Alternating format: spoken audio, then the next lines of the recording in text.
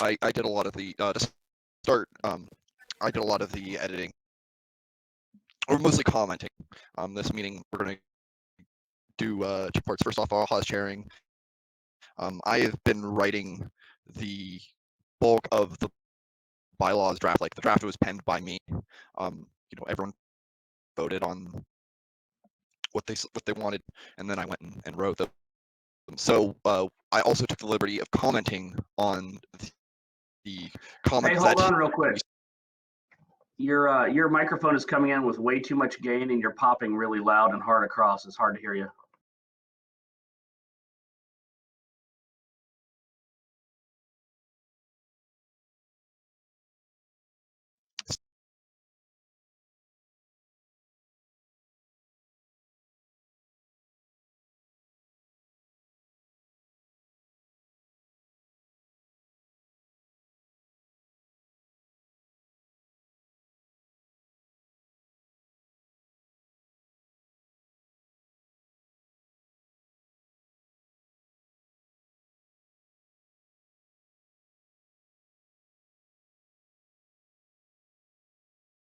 It's not perfect, but I think it's better. That does sound better to me. Agreed. So as I was saying, I had penned the original draft. The committee has seen the AWC comments, and then I went ahead and made some additional comments on the comments made by the AWC with the intention of sharing with the rest of the bylaws committee. What we could do is some of the more there are some further they need further definition. And then there are comments the AWC made that the committee in total, or fresh with a fresh set of eyes without any comments on it, aside from the comments that the AWC made. So with that said, let me share my screen. Give me a second.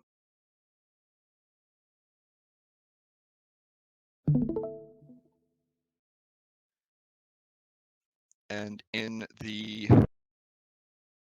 committee meeting chat, I am sending the link to that. Hold on.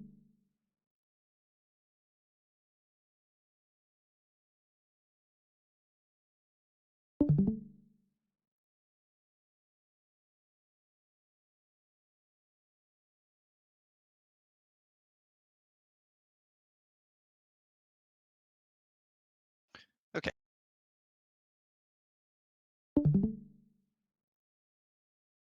So the way I think where would we find this screen share?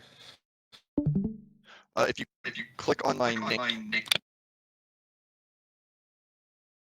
you should be. It'll say live next to my name. If you click on my name, it should pop up with the screen. Got it. Thanks.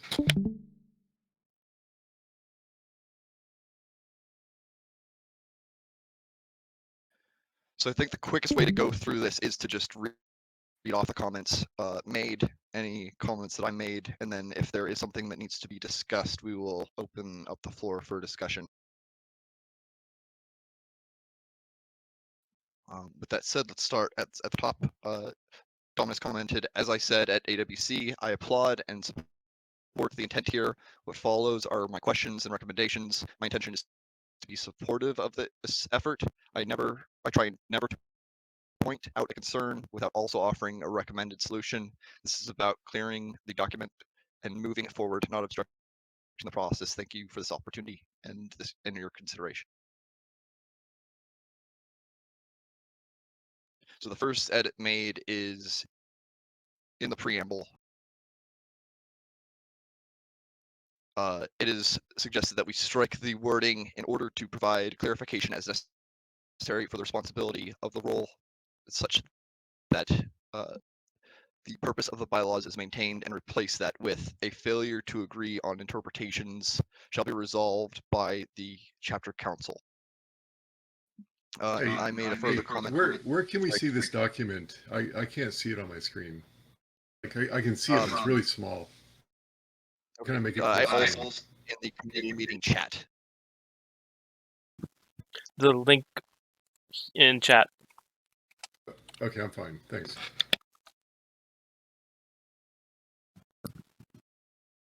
But I'll also blow this up a little bit.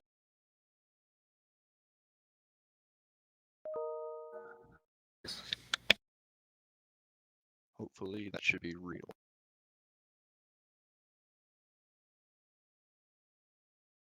Okay.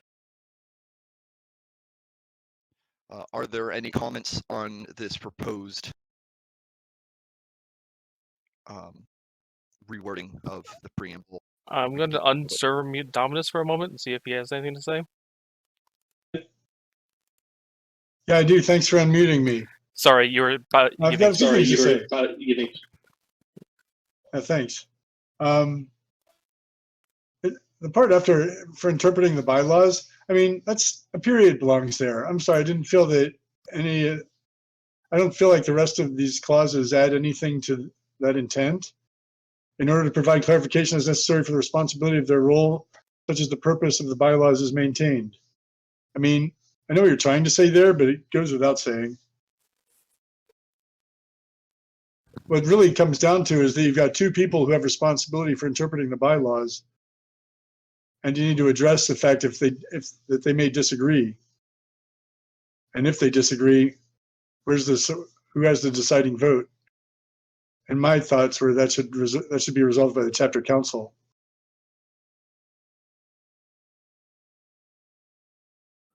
I agree.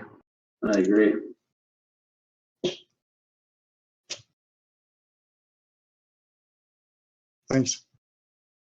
I don't see any reason not. I don't see any reason not to to add the clarify. new text to clarify. Hey, Dominus. Dominus, are you Yeah. playing Dominus, this are on you playing this on your speakers? Your speakers? Yes, I'll turn it off. Or just Actually, set no, up the it's telling push me- to talk. Just set up the push to talk. Do what? I'm sorry? Go into your Dominus, can you go to your configurations and enable push to talk. Enable push to talk. Sure. Yeah, it is user That's- settings, Yeah, it is user Voice settings. commands? voice and video. It's the Voice and cogwheel at the video. bottom, It's the cogwheel at the bottom. and then input button. Got it. Okay. Push to talk. Yeah, that way I don't have to server Voice and mute. video? Yeah, I think that's all the problem. Thank you so much, Dominus.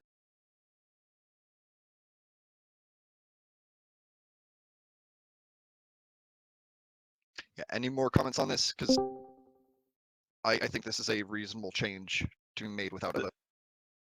Small Someone wants side to take note, it to a vote. does Dominus know what button to press to do the push to talk?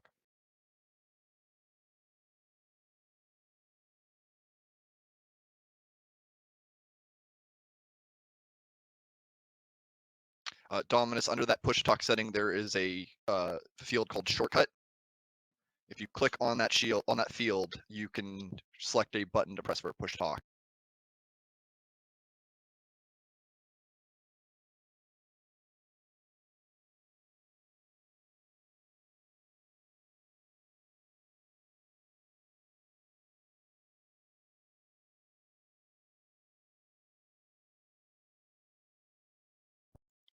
We're able to figure that out. Could you give us a test?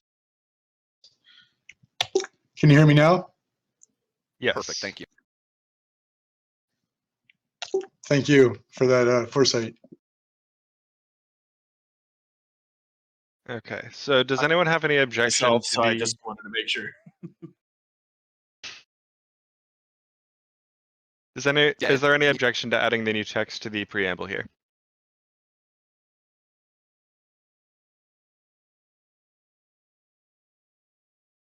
Cool, none heard. And going forward, and it'll be quicker if we just go with a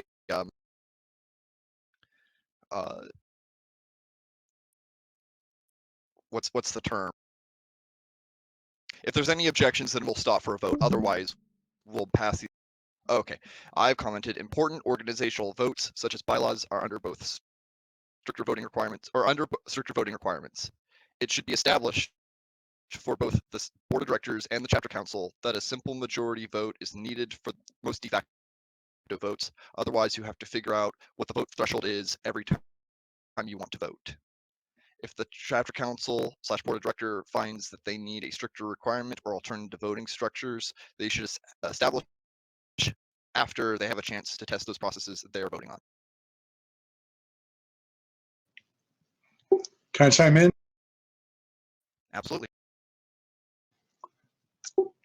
I've chaired the Ragnarok War Council for years, and I've seen it come down to, like, I've had a few opportunities to be the deciding vote, and I never do it just because it's controversy. I mean, half the people are going to walk away upset. The reason I put this in is just because I do feel that consensus is really important. And you may disagree, but if you have, I know it complicates things. I don't mean to muddy the waters, because we would have to calculate that every time there was a meeting. But it's always happier and friendlier when you can get 60 or even 75% of the people there to agree. When you can't, it creates friction, and it's come back to haunt us on previous occasions. So I was just, if we're rewriting the bylaws, it's just an opportunity to get that right. But this isn't the hill I want to die on. So if you feel strongly the other way. Hey, Regarding, oh, sorry, Erekose, go ahead. I feel like the comments I provided to you aren't reflected in these comments that I'm seeing right here. My bylaws changes comments that I sent to you. Do those come out somewhere later? Yes, they're all in the appropriate locations, and I put the change in where it went, and also put your notes in the comments section. Okay. In this comments here, we're talking about bylaws changes, and I feel bylaws changes should be like extraordinarily rare. Extraordinarily rare. No, bylaws changes come down further in the document.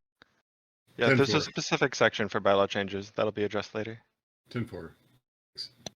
And Erekose, again, as I noted, important organizational votes such as bylaw changes are under stricter voting requirements already.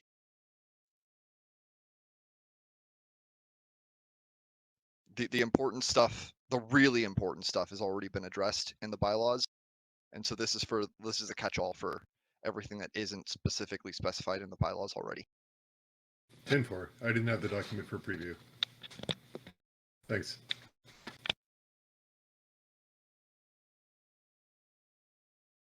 So my thought process regarding the simple majority standard here is thinking philosophically, when there are less impactful changes that are being voted on, do we want the default setting, so to speak, to be more in favor of changing or more in favor of preserving whatever status quo exists?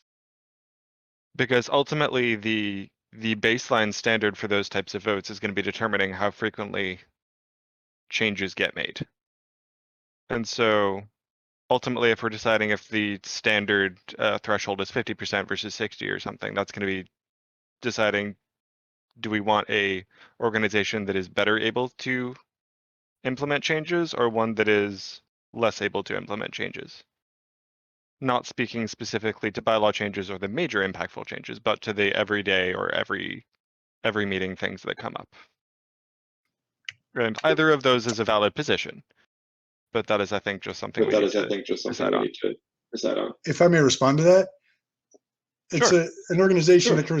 It's the difference between an organization that can respond with and implement popular changes versus controversial changes.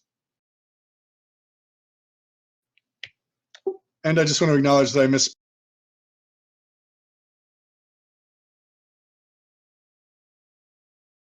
Didn't catch cut the out back half Dominus. of that, Dominus. You gotta hold the button. You gotta hold the button the whole time. Oh yeah, sorry. Don't worry about it. A 51% vote is going to be implementing change, but it's not going to be a popular change. It's going to be something that was controversial that almost half the people there were against. So, and that causes friction within the organization. It's happened for years. So it's just a matter of whether you want popular changes or you know.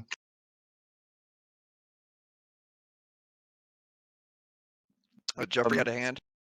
Oh, God.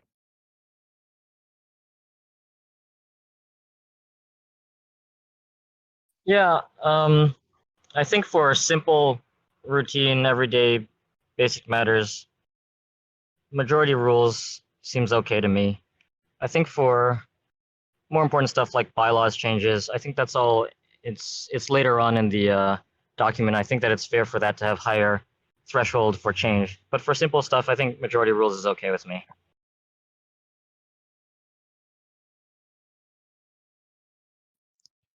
Bregadon, is that how to pronounce it? Bregadon. Should I just call you Kane?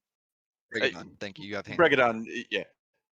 So I think I understand what the disconnect here is. People are getting caught up on this because of where it's positioned in the document. If this thing, this simple majority standard, is causing confusion by where it is in the document, is there another place in the document where it makes more sense, where it isn't? Because like if it's the first thing you see, then in your head it seems like the go-to thing. Would putting it at the end of the voting of the areas that are a little more strict about like bylaw changes and stuff like that, putting that after those things, would that make it a little more structurally sound? That way you can refer to it at the end rather than it being the first thing you see at the beginning of the document. I think it's appropriately placed. Okay, no worries. Just a thought I had during this. So that's all I had.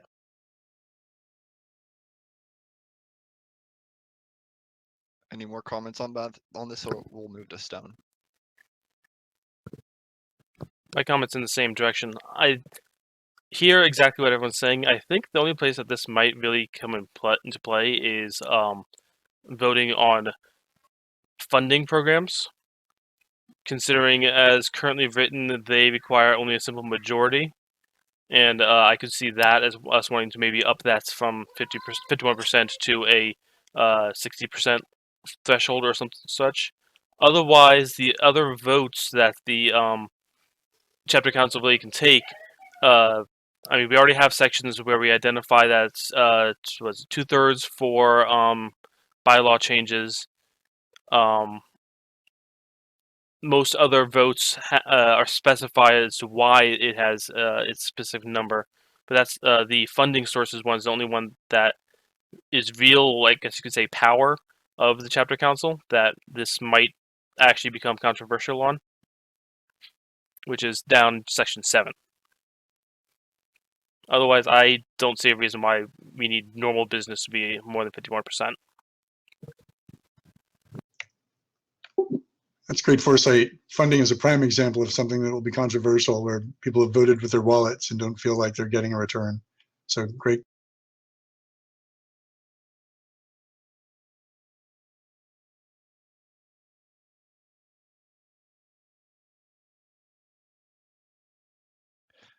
Does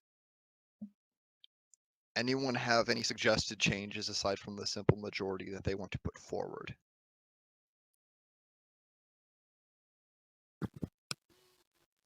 I would like to motion that we keep it as is, but then add a note for later for us to address it when it comes to funding as a new topic for later.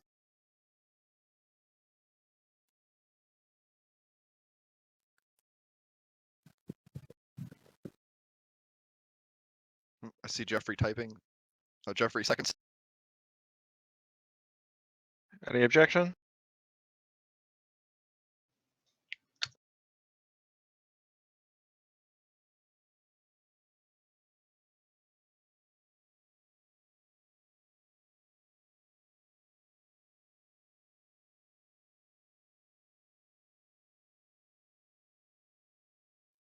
Hearing none, I'm going to pass this with unanimous consent, which is the term I was looking for. And I will go ahead right away and make a note real quick in the funding.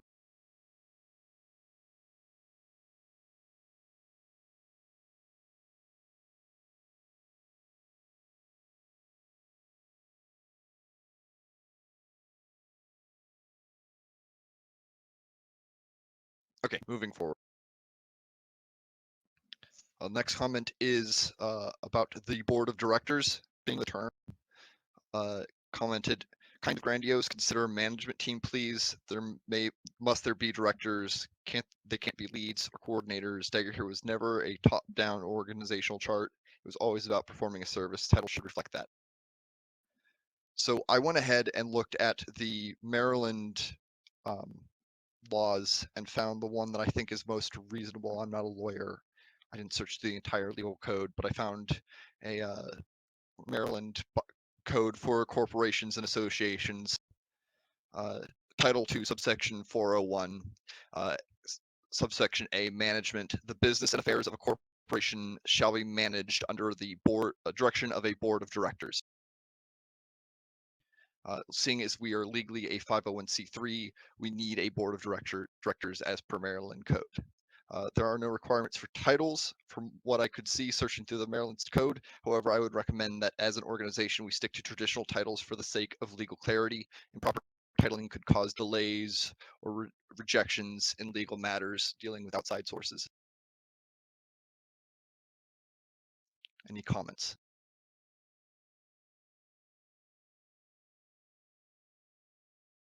I think board of directors is fine.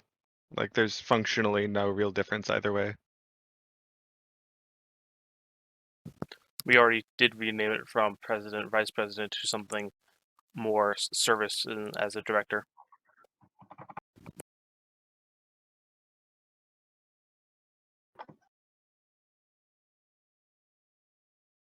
Oop, Dominus, if you're trying to comment, you are muted. I was, and thank you. I just heard I'm putting out a lot of feedback apparently, so I'm trying to figure out how to get around that. There's a reason we never ask for like security patrol people at Ragnarok anymore. And the reason for that is you get all the wrong people. You get people who want to be bossy and want to control other people's event. And, there's a reason we make it, the safety patrol or the welcome patrol, that kind of thing, because you get the right kind of people. And if you're setting it up where the titles sound like a position of authority, you'll get people who gravitate towards being in positions of authority. If you make them more service-oriented, you'll get the right people for the job that way. It'll attract the right candidates. That's just been my experience. And I think Aratari, I've put forward some proposals that we change our nomenclature around accordingly. Just was something I wanted you to consider. I wish you were.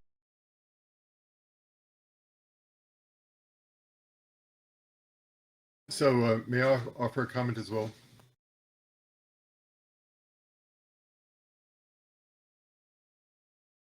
Yes, go ahead.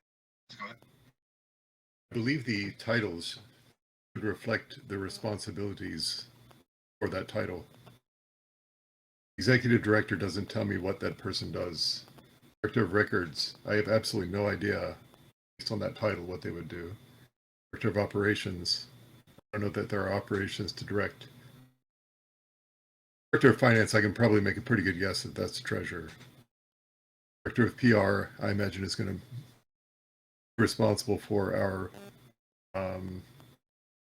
internet-facing websites. Those are the only two that seem to have something related to the title.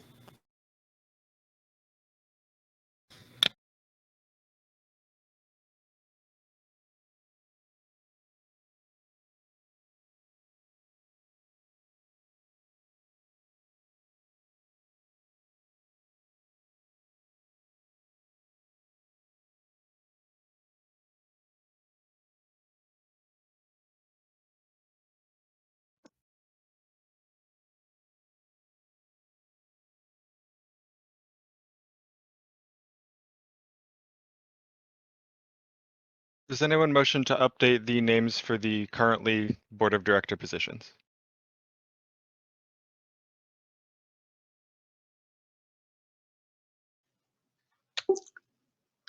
I do. I am. I mean, that's why I put that comment. If I can, I'm not on this committee. So if you took each of them and removed the word director and put instead of director, coordinator, so like records coordinator, finance coordinator. I mean, even something like that would, Dominus said, there are people that are going to seek titles just because there are titles to be sought. And the more fancy and cool the titles sound, the more the fancy and the cool title seekers will seek them. I believe that to be a fact. I don't believe that to be just hyperbole.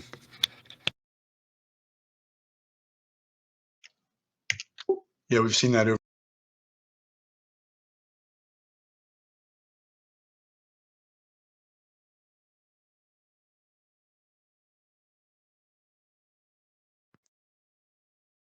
If you're continuing to talk, Dominus, you cut out. No, that's all I had to say. We've seen this over years, that people gravitate towards positions of authority because they sound like positions.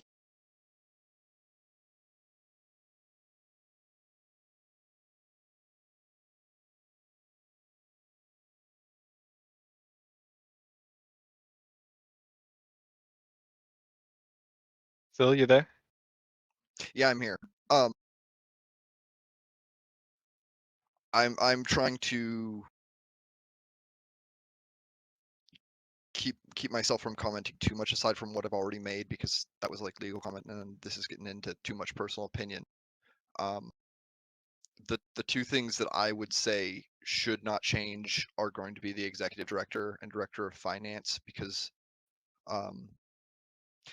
when as an organization, when we're dealing with, you know, the IRS or other legal entities, business entities, having a clear and concise title that denotes the amount of authority that the person has is important, and will help prevent, again, people from, you know, rejecting an application to something or other, because, you know, it's not the executive director that, but like for other things like director of finance, or director of records, director of operations, yeah, those titles can change. Those don't have so much outward facing and legal repercussions.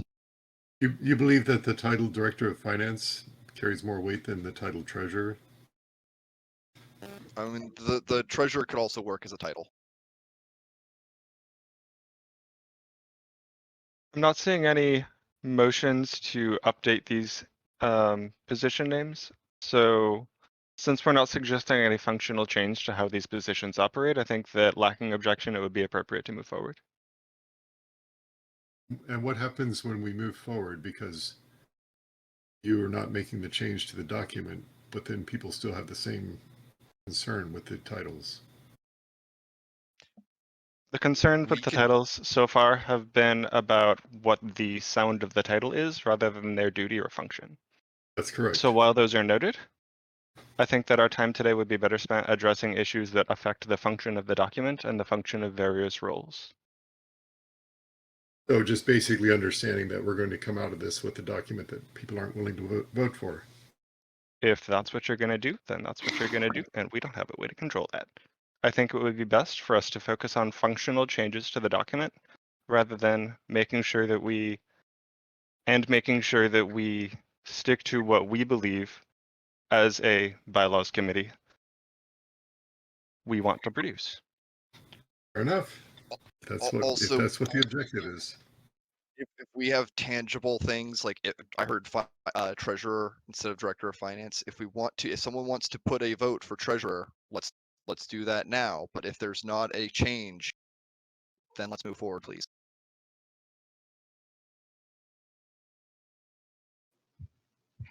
I could suggest changes for all of them, really.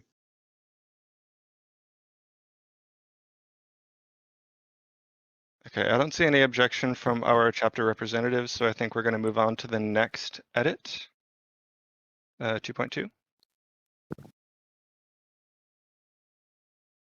Okay, so I'm going to be commenting on this comment, and then because there's going to be a ton of changes under this theme. So for the conversation of we use the word authority in the document, and Dominus commented, authority, is that like power the word authority appeared in the document 24 times, where responsibility was only used 21 times. There's a reason RAG has no security staff. It attracts bullies and Nazi wannabes. If you're pulling out a vacancy notice for authority, you'll attract people who want authority, people who want to rule, not responsible adults who are prepared to administer various aspects of the game. I'm editing accordingly. I hope you give serious reconsideration to these edits. So I did look into this.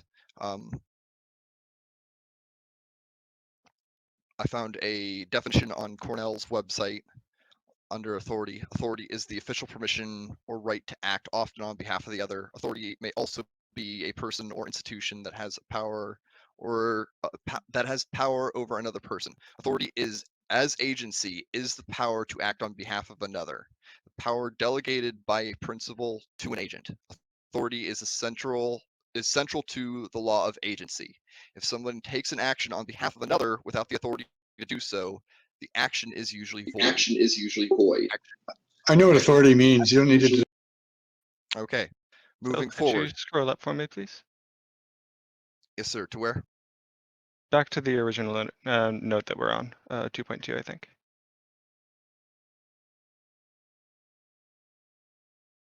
So this is just rephrasing for the sake of sounding good. Yeah. So, looking through this, there's one thing that needs to be addressed. Legally speaking, we can use the word responsibilities in terms of authority. However, there is a distinction between authority and responsibility. Authority is more direct, where responsibility is contextual. And so if we can use the word responsibility all over the place, but we should define what responsibility means, because there can be a contextual issue, like with the suggested change to 2.9.2, where the executive director is given oversight powers, and oversight being a responsibility over somebody else's responsibility could create a tiered responsibility cascade, where the bylaws give authority, the authority is given to the executive director of oversight, and then the oversight is the bylaws also give responsibility and authority to the various directors. We can avoid this by having very clear definitions of what responsibility and oversight is, but we need to make sure that that is clear and concise in the document before we just go ahead and change everything to responsibility. Doesn't Webster's kind of define that for us? Right, but again, the problem is responsibility is not direct authority. Responsibility is contextual implied authority, and authority is direct power over something.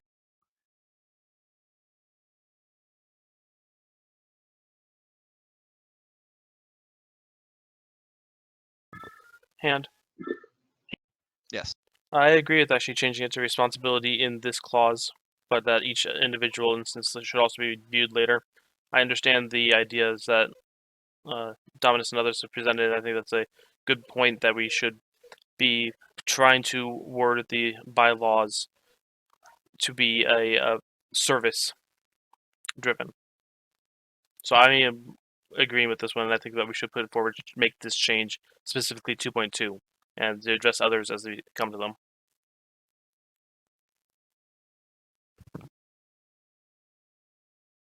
Moo-ook agrees with changing to responsibility on a case-by-case basis. Any objection to changing 2.2 to read responsibility?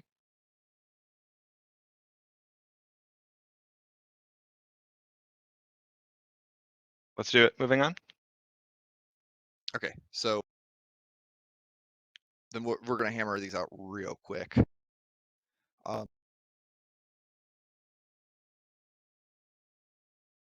Any changes to changing given to entrusted with and authority to responsibility over their respective departments, and striking as defined by the namesakes of any directives within the scope of their department. No objection from me. No objections. Let's do it. Yep, let's do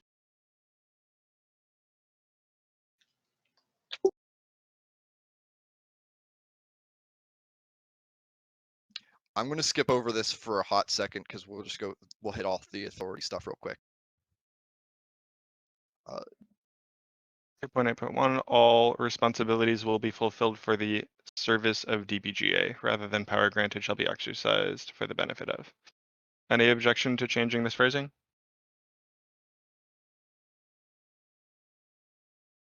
Let's go. Cool. Hearing that. Yep. Could you back up to 2.7.2?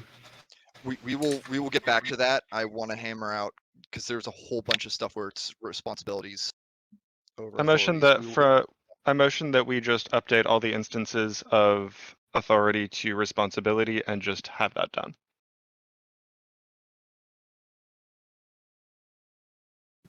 I disagree because I don't know all the instances of authority, and I think it might be accurate in some places without having to reread them all, which I might Okay, start fair. doing right now myself anyway. Okay. All the titles for the directors changing from authorities to responsibilities. Any objections?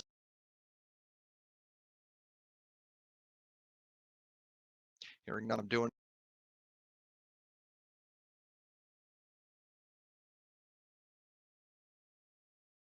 I'll leave that one.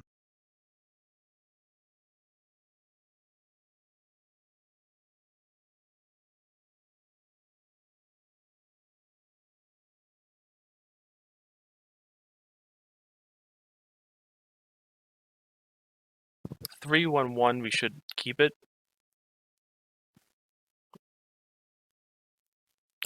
Or at least have a conversation. Because we have the word responsibilities and authorities there. The specific meaning is that you have both in this case.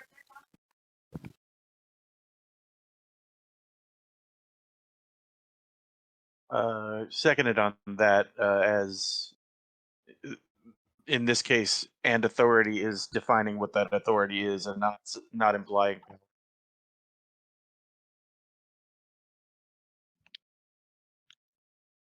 I will say, and again, I don't know if I was clear on this because I was kind of rambling. We can have just the word responsibility because responsibility still implies authority. And while it is contextual, we can also have a subsection that further defines what responsibility or terms that might conflict with it, like oversight, actually mean. We do not have to use the word and authority. If that's the case, I'm fine with changing it then. And we have this exact same conversation with each one of the directors. We have this exact same line for each director, by the way. Yeah, then if that's the case, then that's fine too. Okay. Any objection to changing it then?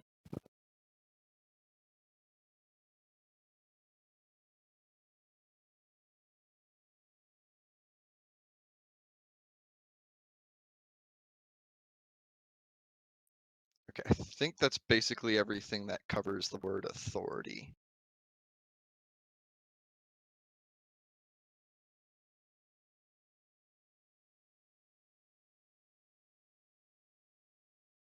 Seven six. Thank you.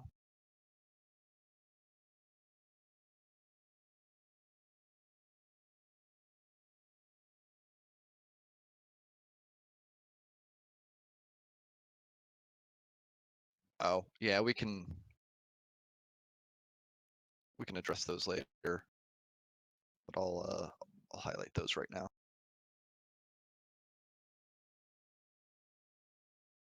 Okay. Actually, my quick reading is I don't disagree with any other uses of authority.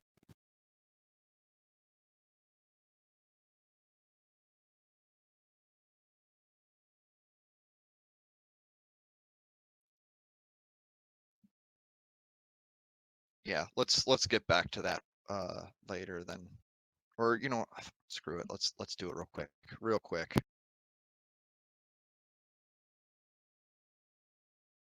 Seven six, the executive board has the authority to evaluate the status of a chapter and recommend that the chapter council vote to remove a chapter. Does anyone have a problem with the use of the word authority?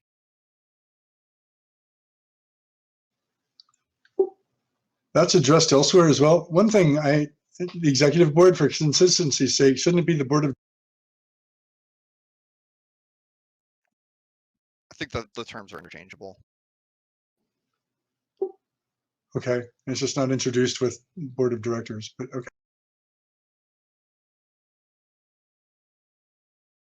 I mean, I can go back and change that later. It's such a minor thing. It implies the same thing, in my opinion.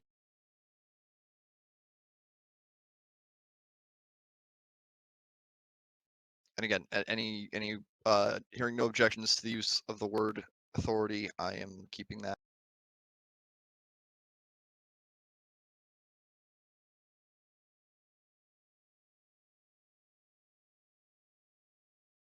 (7.7) All authority not explicitly provided to the executive board is reserved by the chapter council. Any objections to the use of the word authority? Authority. No, it's appropriate. Cool. 8.1 and 8.3. Thank you, sir.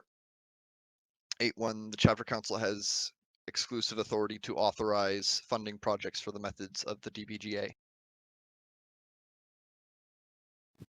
Appropriate.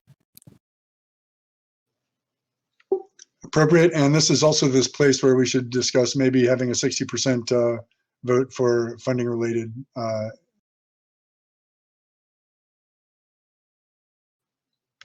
When we get to that. There's a note down at the bottom. Yeah. Same with 8.3. I think that's appropriate. And any objections, we'll move on. Cool. Hearing none. Also, I will.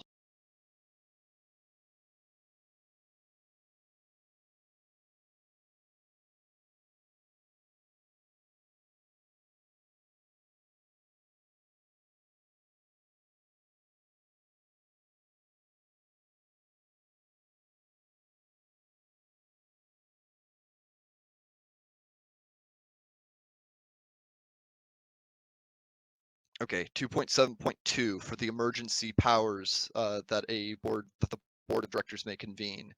Quorum is not needed to establish, is not needed to be established to hold the meeting or make binding votes. Dominus said quorum is indeed needed. Otherwise, one vote board member can call an emergency board meeting as the sole attendee and make binding votes, even temporary ones. To which I agree and suggest the amendment that we have 1/3 requirement for the quorum for an emergency meeting. If I may, what are the board members doing if they're so busy they can't deal with the Dagorhir emergency? To be honest, what you're suggesting is that 2 of the board members can get together and make a decision, an arbitrary one if necessary, or if they want to. So that's my concern. 2.7.2 I- I- is the thing I've ever seen.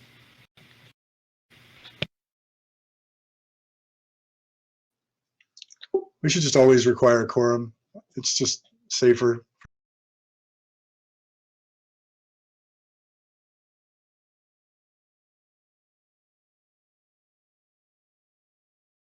Okay, reasoning noted. Does anyone motion to support the deletion of these 2 sections?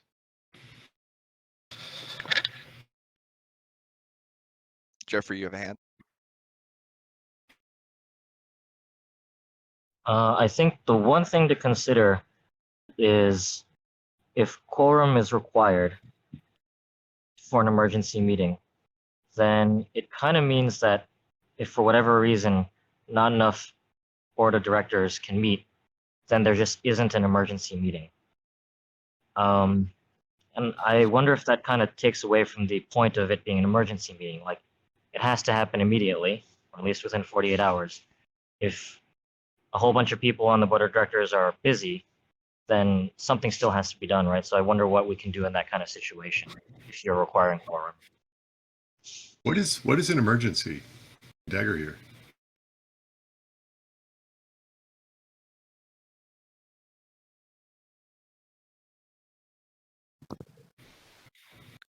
Only ones I can think of is response to some sort of public situation.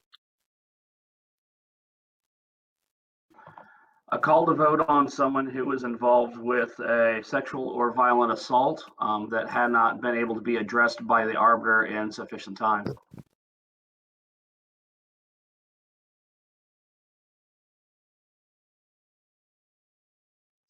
Sai, I don't think we have a mechanism in the bylaws that allows the board of directors to even make such a vote.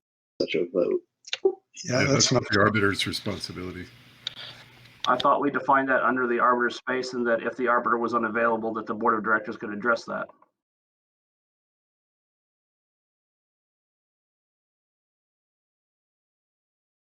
Yeah, I don't know that we can necessarily beforehand define all the emergencies that might come up in the future. But another would be, I don't know, say some outside party was trying to legally take over the name of Dagorhir and it wasn't discovered until very late in the process, and the board of directors really needed to meet rapidly to deal with it. But I think there's all sorts of emergencies that can come up and you might not be able to foresee them. That's why you put these clauses in the bylaws in case of emergency. But everyone's definition of emergency is different. Someone's emergency might be, I don't have the authorities that I feel like I need. Okay, so far I'm hearing that there are two possible avenues to resolve this, or three. We could leave it as is. We could require a one-third of the board of directors, or we delete the section entirely. I would propose delete the section entirely. Do any of our chapter reps motion one way or the other?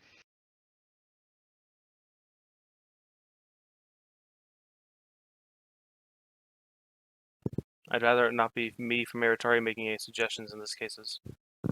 So the rest of you, please chime in.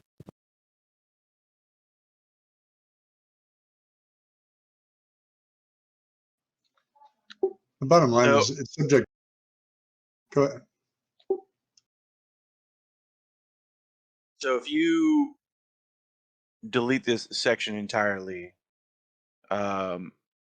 and some sort of emergency situation does come up that requires a meeting of the chapter council, or the executive board in this case, I should say, what mechanism would be in place for that?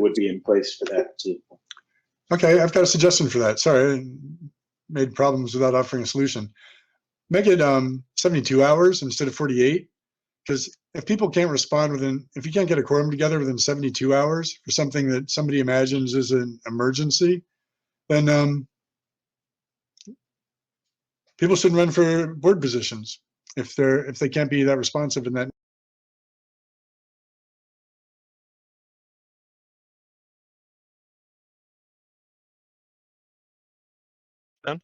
Alternate suggestion.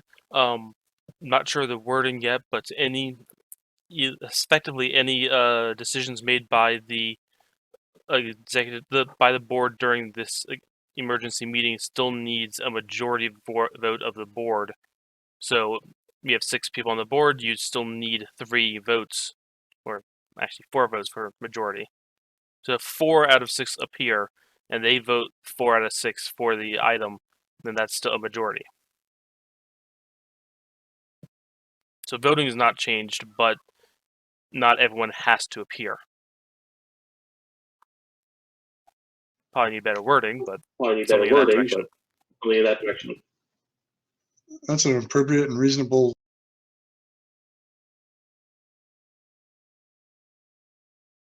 I actually don't have a problem with that, although at that point you are just requiring quorum more or less without saying the same words.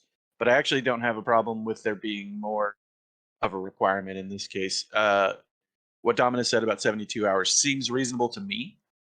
But that's pretty much all my thought on it. So Stone, let me get this correct. You have emergency meeting is declared. You have 72 hours to meet, and then afterwards there is a vote that needs to meet the 4 of the 6 that does not have to be during the meeting. My But it specific needs to be thought 72 was hours. any votes still need to have a majority vote of directors.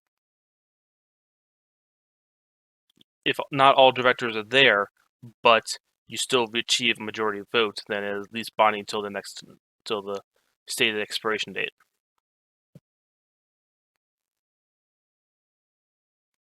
So effectively just up the time to 72 hours and then delete these sections so that the already established requirement for 2/3 be the like carry over to here.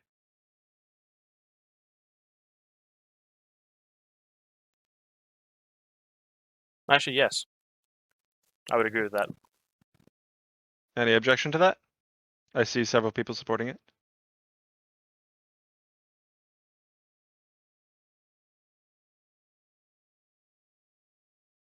Okay, I think that works. Yeah, can someone word? I'm still not quite there in terms of wording. I apologize for that. Section, where is it? Somewhere later on for normal board meetings says that the quorum is for 2/3 must be present and 2/3 for a vote. Or something like that. And so if it's already established elsewhere, I don't think we need to phrase it here. Okay, so kill this. Yeah, 2.5.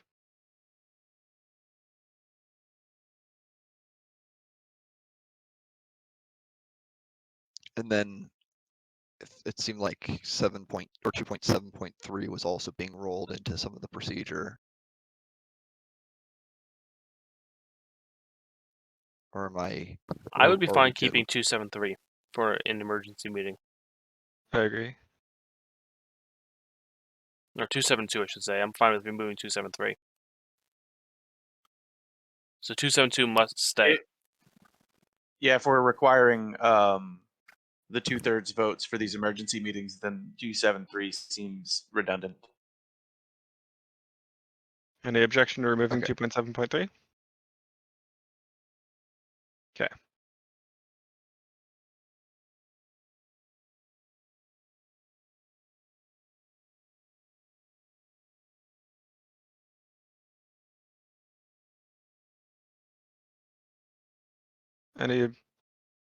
So moving on So to this is 2.8.2.1. Okay.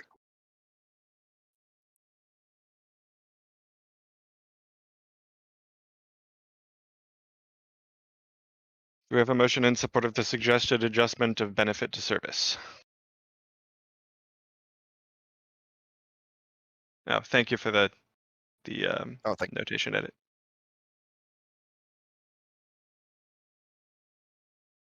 For 2.8.1, is this suggested edit supported?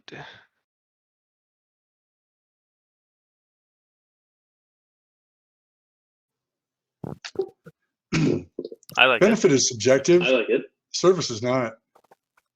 Service also, it's in keeping with the responsibility.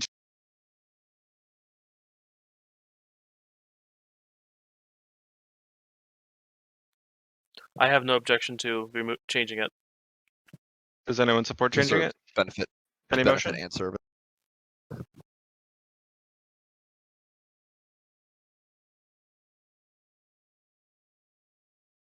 I think that's a second for benefit and service.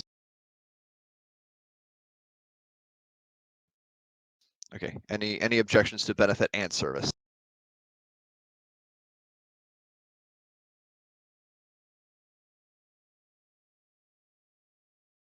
Hearing none. Moving on.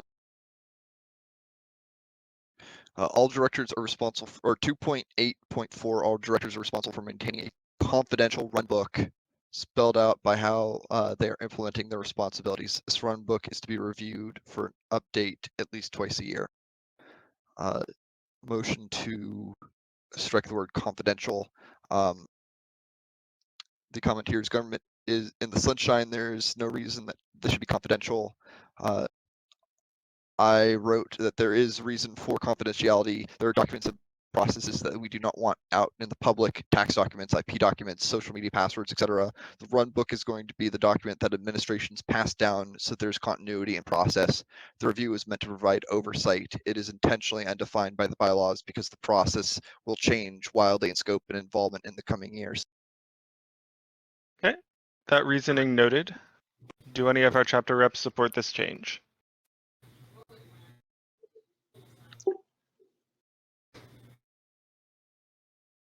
Hand.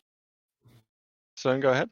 Yeah, just to second what Sil wrote here. We actually had long conversation on this exact subject several weeks back, and was purposely put in confidential because of the desire for that to ensure that we had this confidential information to be passed down in a useful manner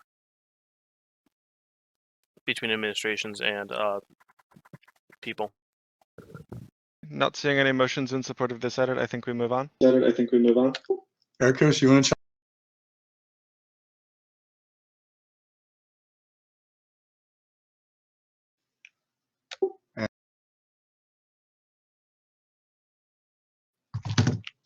He must have been distracted by something. Can we come back to this? This is one Oh, no, that he felt. I apologize. I thought I hit unmute. So I was following the directions as questions were being asked to specific parties. There was no open question to other people, so I didn't chime in.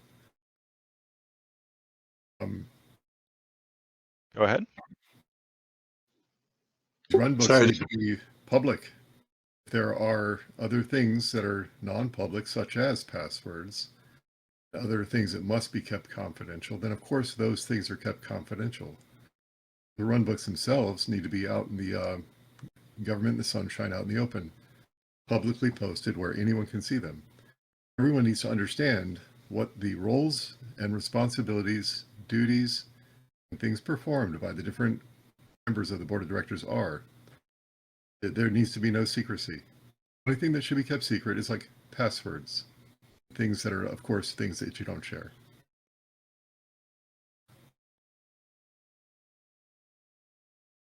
Thank you. Good reasoning. Jeffrey, go ahead. Yeah, is there a way that we could update this wording to reflect that how you run the position can be public, which will also help future people running for these positions to evaluate what they're going to need to do, but then have another bullet point saying like certain things that need to be confidential, like passwords or whatever it is, can be maintained confidentially.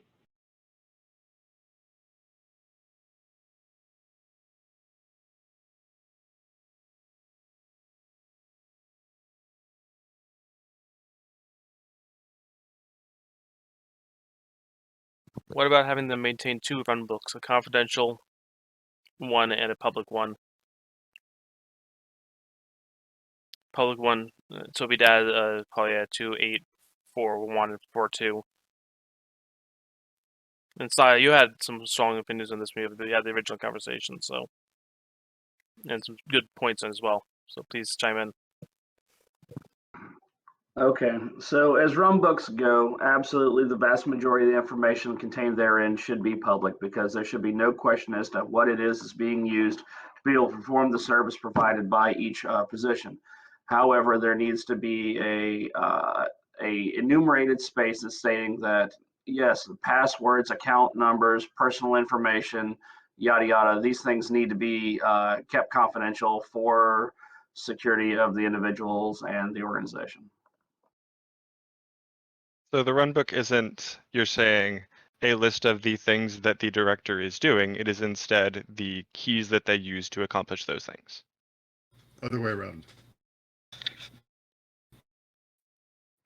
Right. Originally, we had discussed we wanted to be able to maintain all of the information necessary to be able to perform the mission within the run book. However, if it is felt that it is necessary to separate out the keys from the directions, okay, it can be done. And it's not that big of a deal. It just has to be a separate section of information that is maintained in a secure fashion. That's all.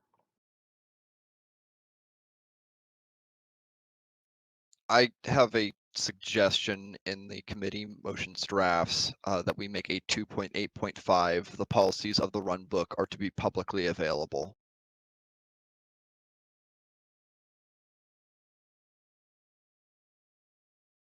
Is that seconded? Oh, I think 2.8.4 should be broken apart. The second sentence, the run book is to be reviewed for updates. I'm sorry, reviewed for update at least twice a year. Instead of reviewed for update, how about updates published twice a year? And then if you're going to say something needs to be done twice a year, say the date by which it must be done.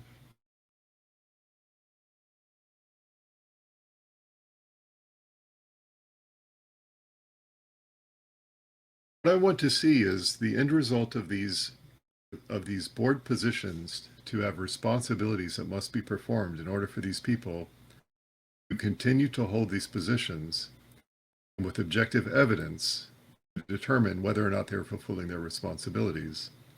And if they're not fulfilling their responsibilities, a very simple process by which a person who's not fulfilling their responsibilities is removed from their position. That's what I want the end of this to look like. Thank you for explaining your reasoning. Jeffrey has seconded Sill's 2.8.5 motion. Any objection to adding 2.8.5 as drafted in the bylaws draft writing group?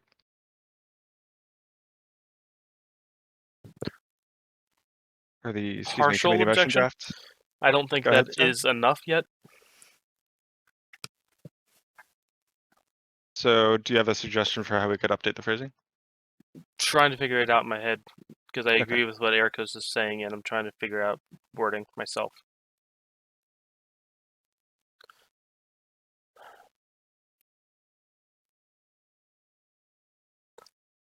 I think 2.8.4 we did change reviewed to published updates. Is to be Twice a year biannually, and then well, published twice a year.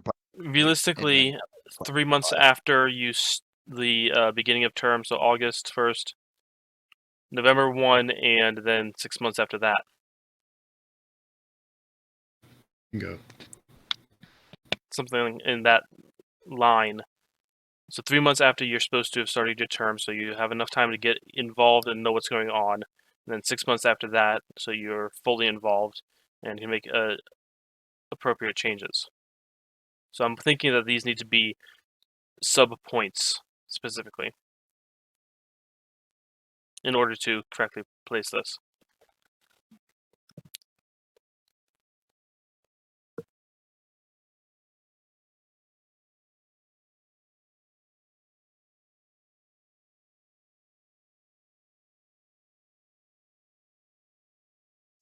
But 2.8.5, there's a motion to second that the policies of the run book are to be publicly available. Let's get that. Is there any objections to that? I would say a little bit more than publicly available, published in a publicly advertised and accessible location. I mean, publicly available is just, I think, just not strong enough. Any objections from our chapter reps?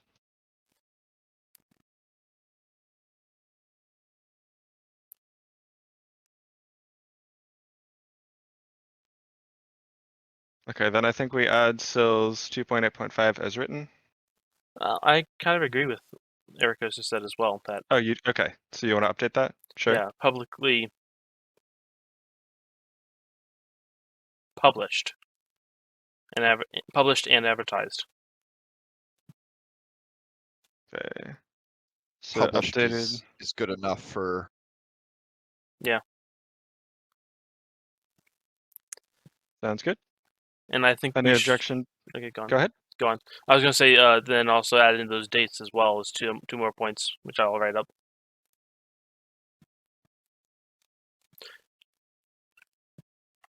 So the policies of the run book are to be publicly published.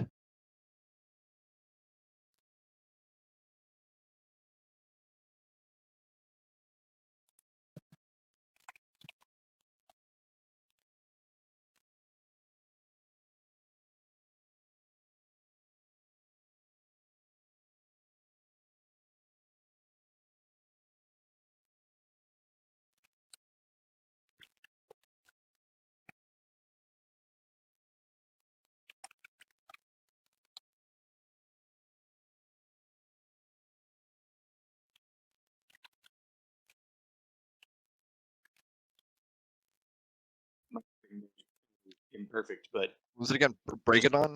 thought I had. Yeah, Bregadon.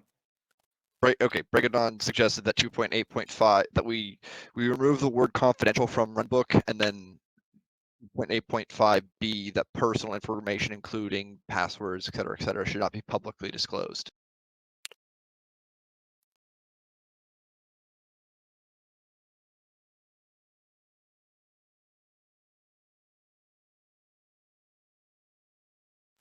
This would make actually 285, 2841. Yes, it would.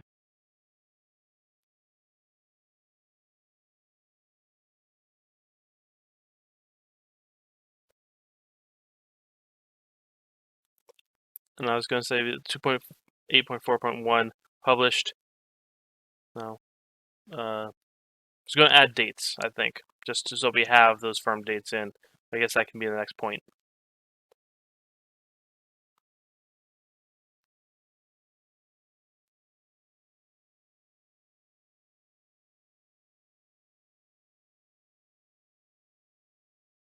Okay, Bregadon's is seconded.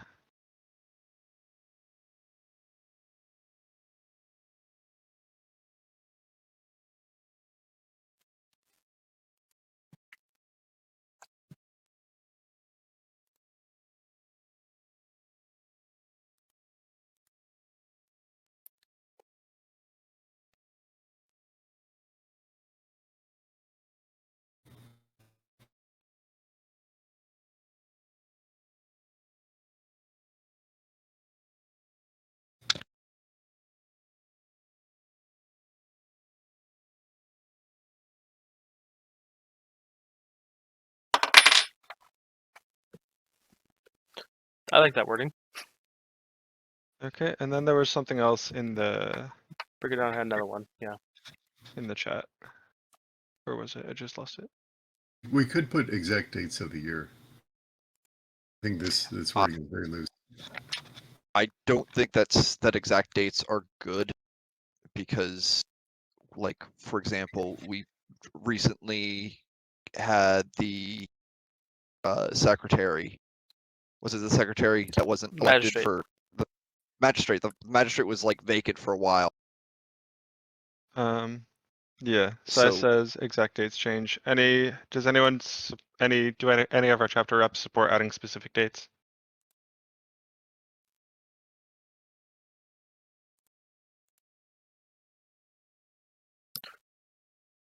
Sai suggests 3rd and 9th month of their terms.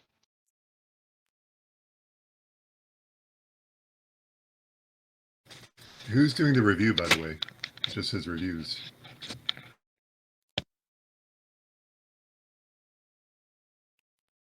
So I was going to get to that.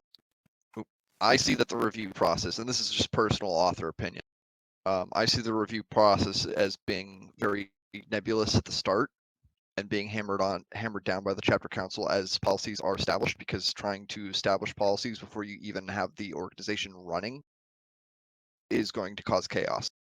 So it's the chapter council doing the reviewing then? It's Or the implied, director. but it's implied, but either could do it. Hand. Stone? Yes. I understood it as the executive is supposed to review it twice a year and publish it. They are specifically required to sit down and go through the entire run book and ensure that it is up to date. That was my understanding as well. Do we need better wording?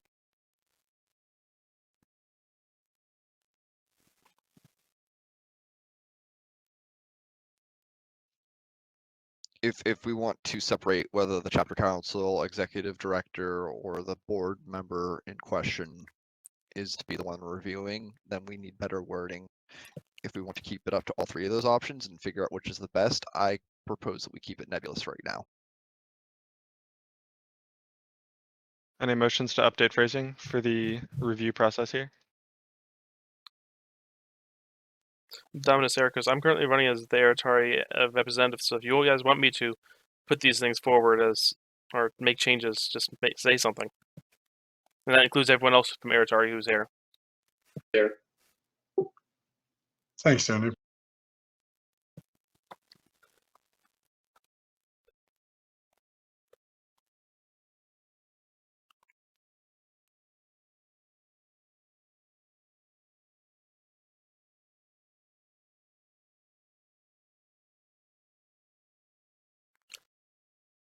At beginning, Okay, not seeing any objections. I think it sounds like we're mostly done with this section. Was there anything else in here we were still working on? No, I think we're ready to move on then.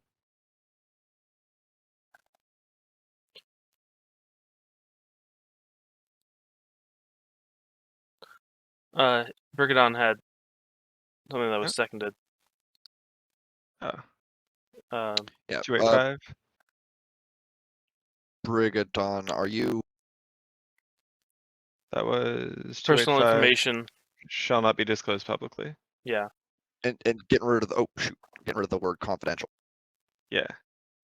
So yeah, I think making it explicit makes more sense Yeah. because then no one can actually make decisions in that area. It's just that is what is not revealed. Yeah. Thank you for calling that out. Thank you. Yeah, that was seconded, and we didn't have any objection to the adding 285. I don't believe. Bregadon, what do you think about making that 2.8.4.3 sensitive information shall not be disclosed publicly? Yeah, that doesn't bother me at all.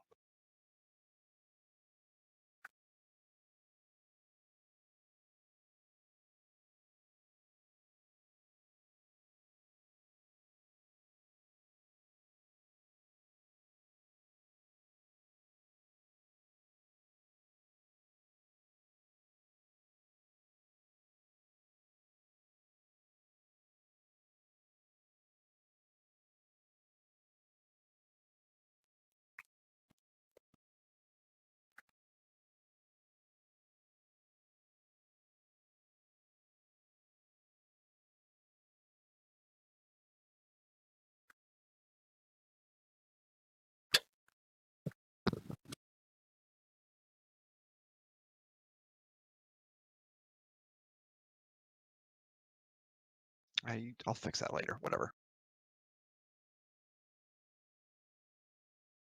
2.9 the 2.9.1 the executive director or their delegate may speak on the behalf of the DBGA. Meaning what? The chapter administration can still represent their organization to local media and other organizations. The purpose of the bylaws should be one of empowering chapters, not silencing them. I commented there's no restriction on chapters representing themselves locally. However, I do agree that some more specificity could be useful, and so I suggest the amendment 2.9.1: executive director or their delegate may speak on behalf of the DBGA as a corporation. Do any of our chapter reps motion in support of this edit? I do. Stone Just does. for- Is that seconded? Just for clarity, the edit in this case being adding the words true. as a corporation in order to clarify what their ability to speak is. Is that what we're talking about? Correct. Okay, I'll second that.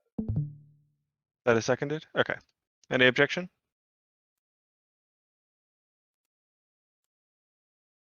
Okay, I think we move with that.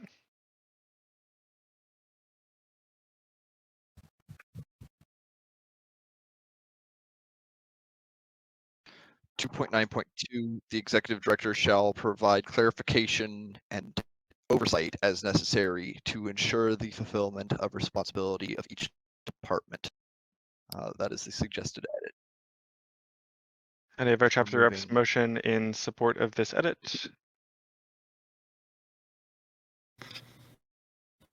Hey, Stone, you want to support that one? Yes. Is anyone else here as well? Okay, there's any seconds?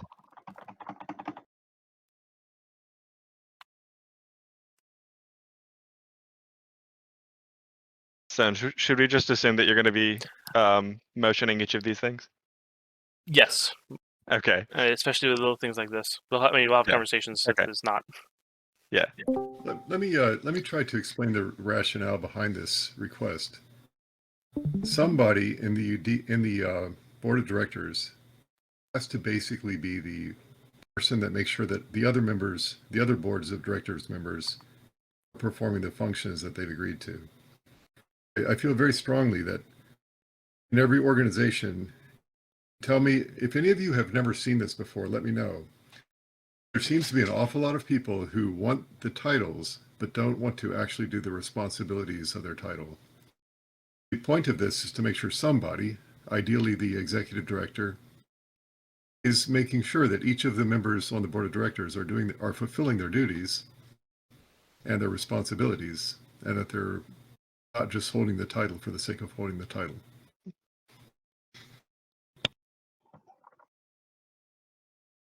Thank you. That is good reasoning. Do any of our chapter reps second this? That is seconded. Any objection?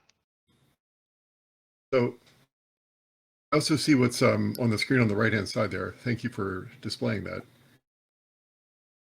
Yeah, sorry, made- I should have read that, but point I made at the beginning of this entire process, when we very first started, in the very first set of information I provided for these positions, included on the left-hand side each of the responsibilities for each position.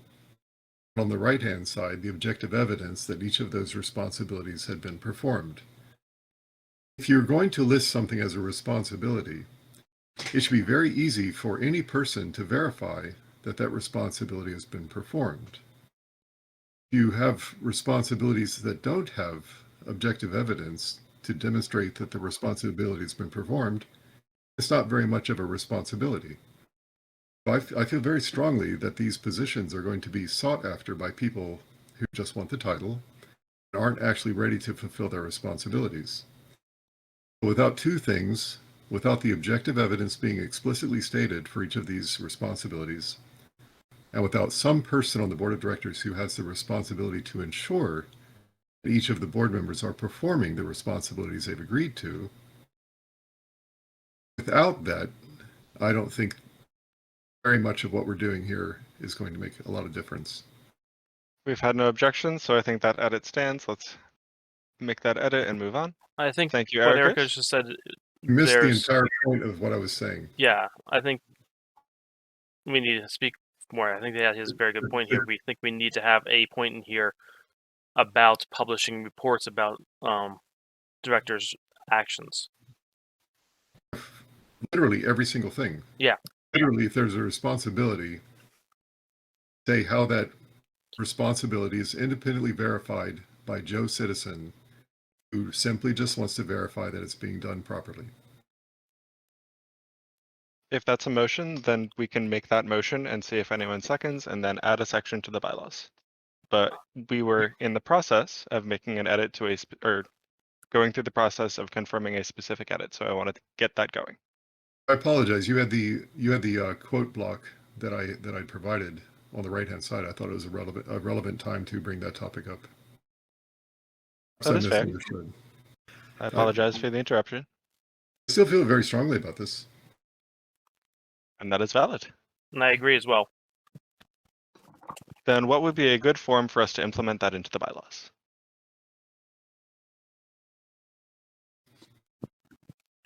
Left column, right column. Left column responsibilities, right column objective evidence. We already have responsibilities in the sections having to do with each director's roles.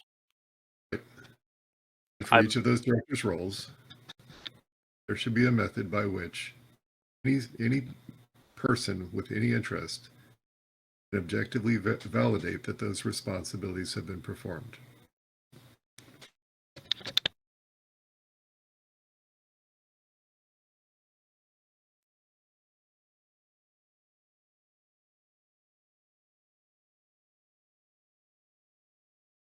As we go through the authorities of specific directors, I think it would be helpful to maybe suggest adding specific lines identifying the objective evidence you would like to see them provide. Until then, though, I think it would be useful for us to continue going through the edits that have already been suggested.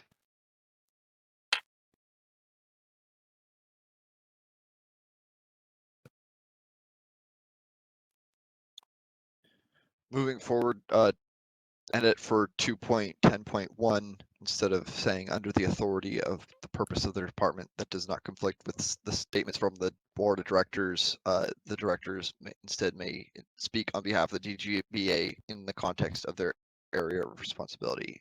Any objections?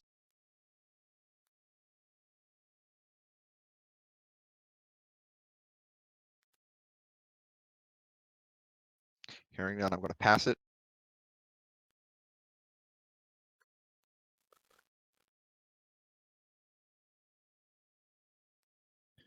Uh, 2.12.2, change the word would compete with the DBGA to might, or yeah, to might compete with the DBGA.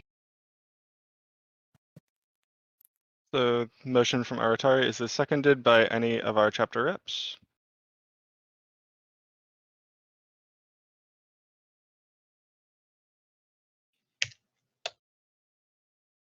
Seconded, I'm passing it. Unless there's objection.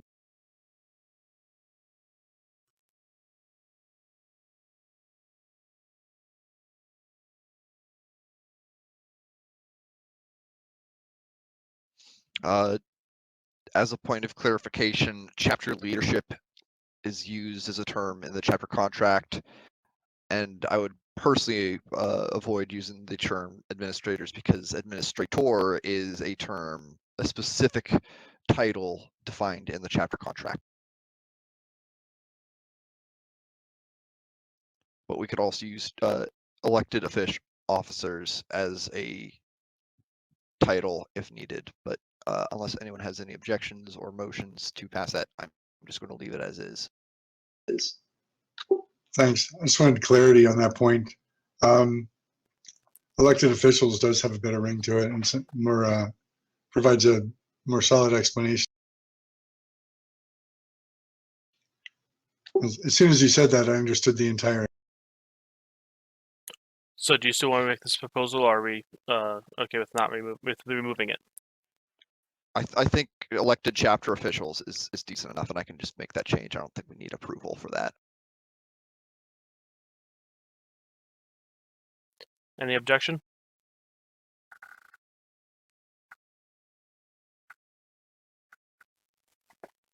Good spell correctly. Okay, moving on.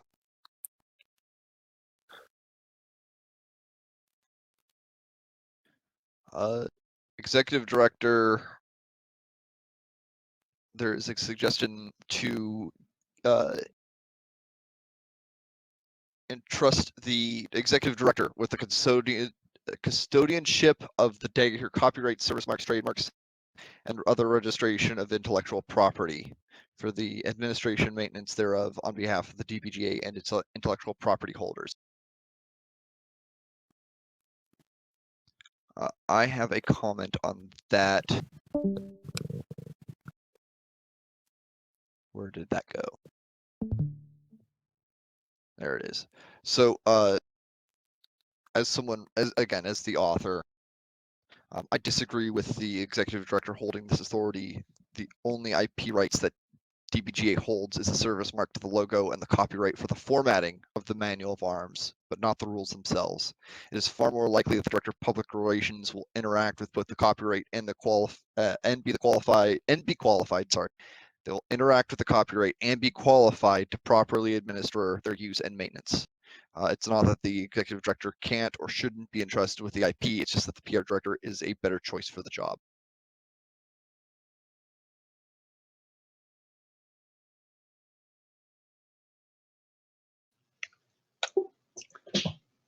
My thought behind this was that this should go all the way to the top. It should be a top responsibility. It also gives the executive director an actual responsibility beyond oversight.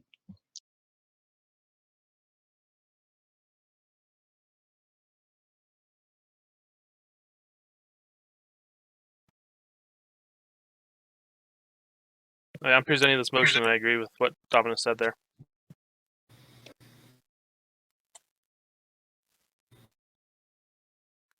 Is that seconded?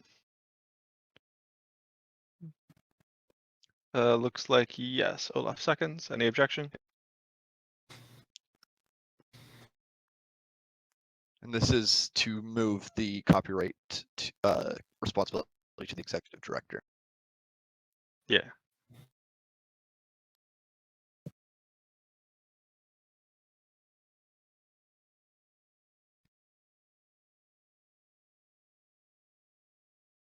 Yep, I think we accept that and move on. Okay. So when is a good time to offer like Now, Okay, good. So perhaps would this be a good place to add 3.1.3, where perhaps the executive director is responsible for ensuring all of the board of directors are performing their duties, their responsibilities.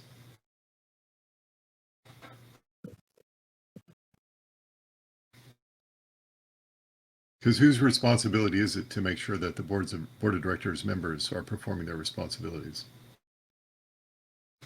It's Okay. already established in 2.9.2, but we can move it down to be under the list. Because this was supposed to be 2.9 was supposed to be with the authorities. In fact, we should probably actually change that back to authorities, and then move their clarification and oversight down to hit their responsibilities. Clarification and oversight. oversight is kind of what you're implying, but are you looking for a stronger word? Definitely. Perhaps an entire sentence saying they're responsible for ensuring that each member of the board of directors is performing their responsibilities.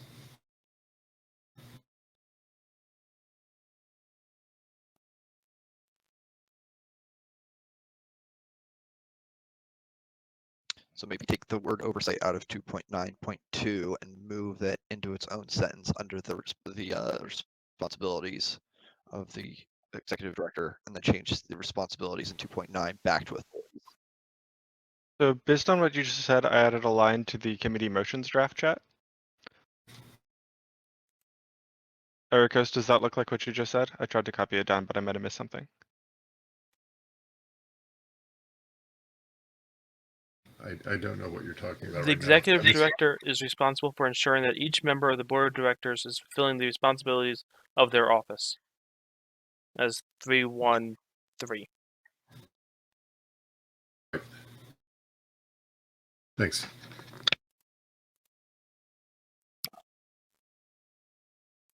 I mean, if you need me to motion it, I would motion that.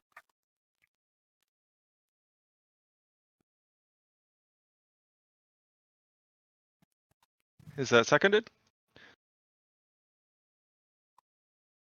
Seconded. Any objection? That was for adding 313, not for the Yeah. specific change here. So, Yeah, I know. okay. We'll get through that, and then we change 2.9 back to authorities. It does make sense to say responsibilities for what it is.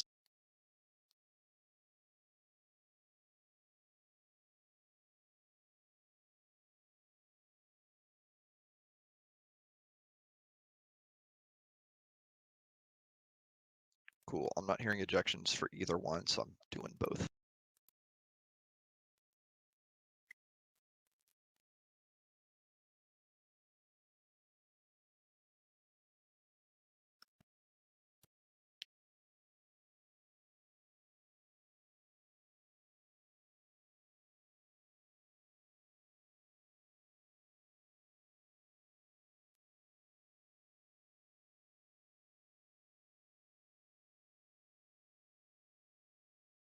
Oh, I missed one.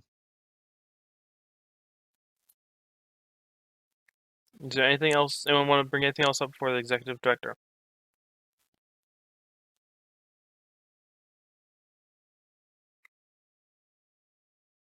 Nope. Moving forward.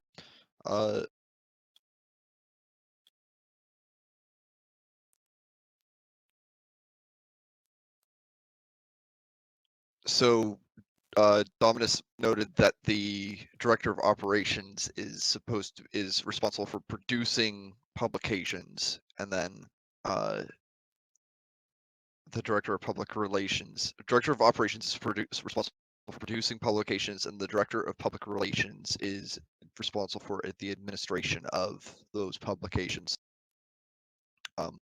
My argument for this being a responsible publication, specifically being under the purview of the administration of publications, specifically being under the purview of the director of public relations, is that they have the keys to the kingdom. They have all the social media passwords. They have the media expertise supposedly to make sure that people actually see any publications that the director of operations produces. Any objections to? I think the oversight role that we've recently added to the executive director already sort of gives them the authority to, that the suggestion to divide up responsibilities would add. Did that make sense?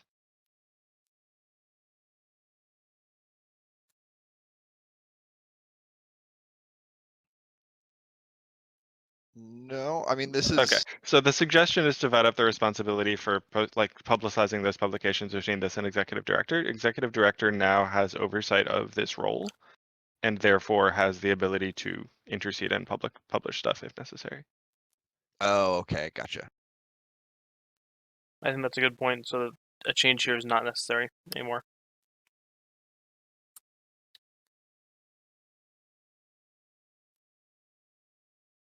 Cool. Well, let's move on then.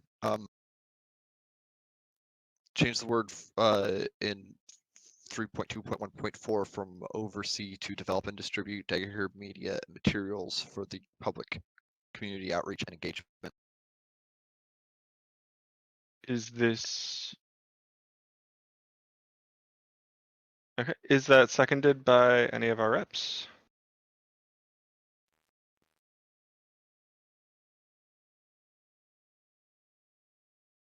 So the comments on here is oversight intended to be performed at the local level. Again, it seems like overreach. Micromanaging chapters is not empowerment. Again, author's comment. What happens if the local chapter is plagiarizing media?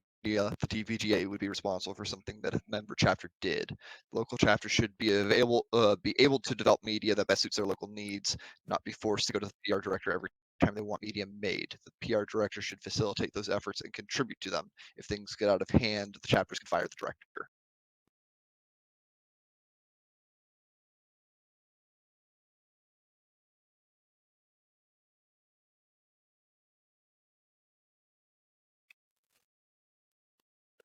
Are there any motions to change it from oversee to develop or keep it as oversee?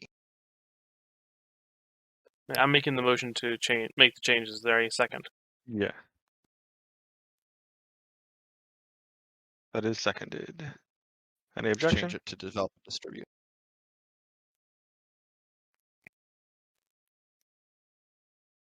Okay, I think we move ahead with that. Erekose, did you have a suggestion for the sorry, phrasing, how we check that the director of public relations is doing their job? I'm going to wait until this is done and then I'll provide something. Something in general for all the directors or something specifically for the director of public relations? Something specific for each responsibility for each board member. Okay, so we'll come back to that then. I think we're there then for the director of public relations, because I was going to move forward.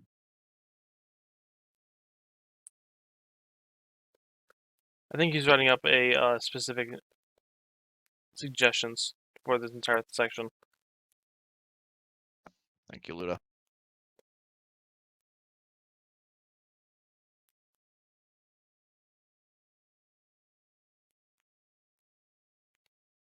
Okay, well, let's move forward.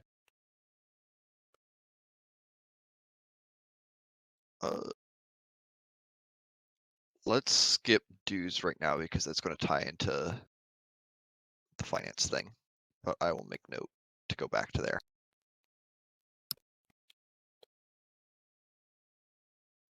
Comment on the director of operations. Wasn't this position included to be based on the Aratari magistrate? Shouldn't the executive director be performing these functions? Why are they separate unless you are talking about new chapter liaison, which this feels like overreach? Dagorhir chapters don't need instruction on planning or administration of events, but startup chapters require some handholding in the early years.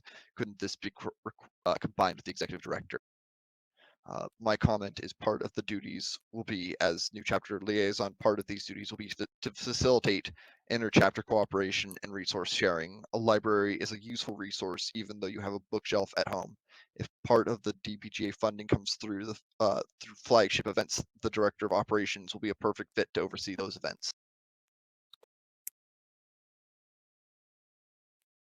So, what is the suggested change here? Is it to just fold all of these responsibilities, like delete this position and fold all these responsibilities into executive director?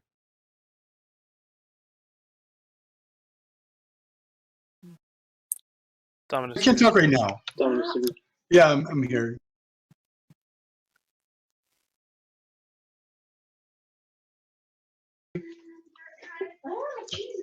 Okay, sorry, like my family's all in the room at the moment. Sorry. Okay, so my thought on this was, I had a few thoughts on it actually. Like it started off as the Aratari Magistrate. I do think it's important that we have a new chapter liaison, and that their responsibilities can go beyond that. But Director of Operations, again, it's a title issue. As Erekose suggested, shouldn't we have the titles be more in line with the responsibilities that they're performing, directly in line with the responsibilities they're performing? Director of Operations sounds like they're going to come run your battle for you locally, all across the country. What would be a suggested different title then?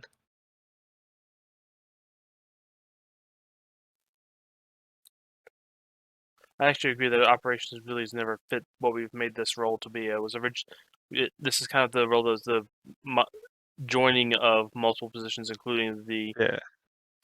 arts and sciences. Yeah, I definitely see the logic there. Chapter liaison.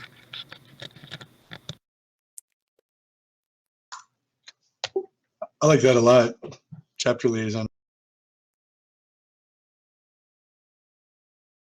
Yeah. Okay, motion to change. So that's a motion to change director of operations to chapter liaison then? Jeffrey?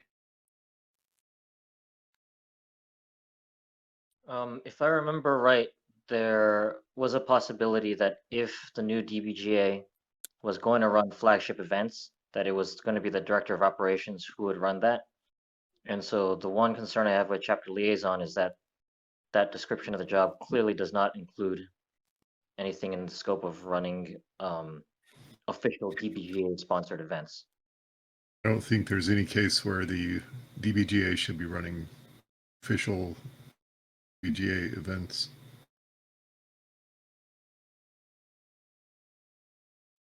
The reason that was brought up is that that's one potential source of funding that could be discussed later on for how to fund the new DBGA, which was official DBGA sponsored or run events that would provide funding for the organization itself.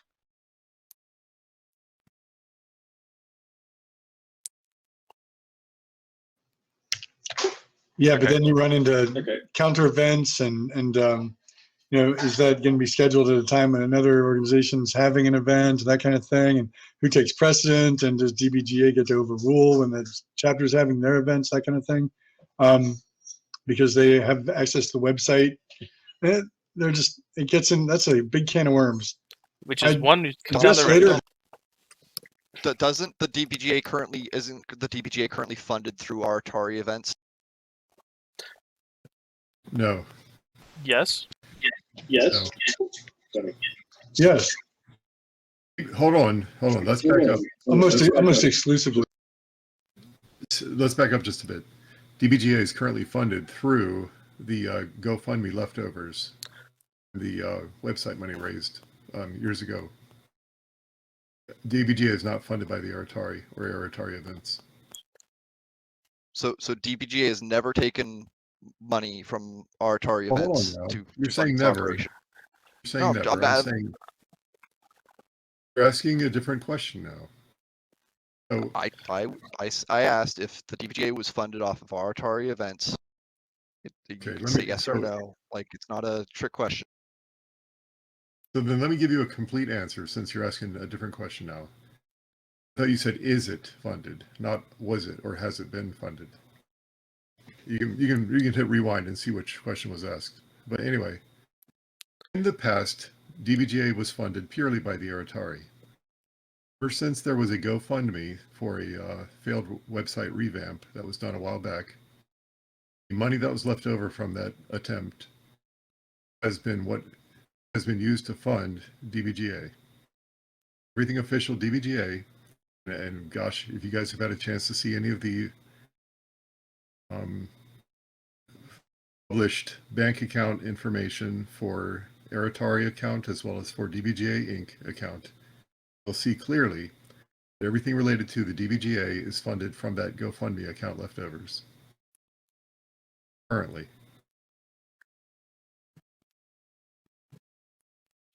Can I ask a clarifying question? I agree that yes, most of the funds necessary for DBGA to be active, aka paying for the web page, paying for it has come from that GoFundMe.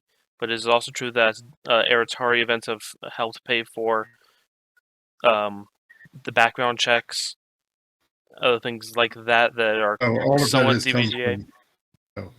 all of that has come from the GoFundMe accounts. For everything DBGA Inc. specific, that's come from the GoFundMe leftovers. Okay, I was mistaken then. Oh, good. Is the motion to update the name here seconded? To what? Yes. Okay, I think it was so chapter liaison. name update suggested. Update to liaison is seconded. Any objection? And then if at a later date the responsibilities of this role do get updated, they can change the name again.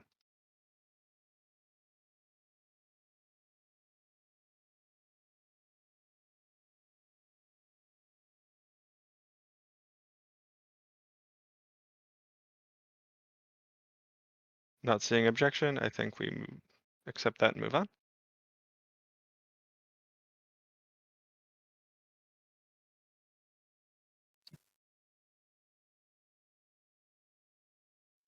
Okay. So moving on to the Arbiter. This is a huge can of worms. I just had to say this. I don't want to open that one, and I know you guys don't want to address the Arbiter since it's already been kind of voted into law. But I have concerns, and I thought this would be an opportunity to bring them up to you guys and see if anybody here felt the same way or was aware of any of the. So yes, there's been extensive. Well, actually, let me phrase this properly. The decision of this chapter council has been to leave the Arbiter alone because we want the chapter council as an entire body and not just the people that show up to these meetings to discuss the Arbiter changes. It shouldn't just be the 14 to 28 people that show up every so often. Like, this should be a game-wide decision made by all the game representatives as best as we can get them down to actually vote on stuff. So for the time being, we left Arbiter alone, aside from some few procedural changes to make sure that the rules moved smoothly into the new format.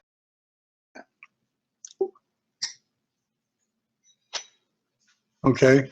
Has anyone shared concerns on this, though? I guess it hasn't been addressed yet. And I tend to think this is, since you're doing a rewrite of the bylaws, this might be a good time to address this, or at least put proposals in for everybody else to consider. And Sam? There was a full meeting where we spent 3 hours on this subject. This was intensely debated. Can I just, for my own peace of mind, could you sum up briefly how you arrived at the decision not to address it? There is extensive conversation in the multiple sections of this Discord, as well as has occurred at other places that we've documented into this Discord and elsewhere, about basically exactly what you're saying. We all agree that this position is not well written, is not and has too many powers and has no good oversight and needs to be addressed. The fact of the matter was, I think that this group agreed with was that it is too big of a can of worms to open and try to fix right now without spending another 3 to 4 months just to try to fix the Arbiter. I know But multiple when is people the had best time planned to- as soon as the chapter council was in existence to start fixing the Arbiter. When is the best time to fix it? Next Before or after? was the decision made. When is the best time to fix it? Before or after we say that we're done?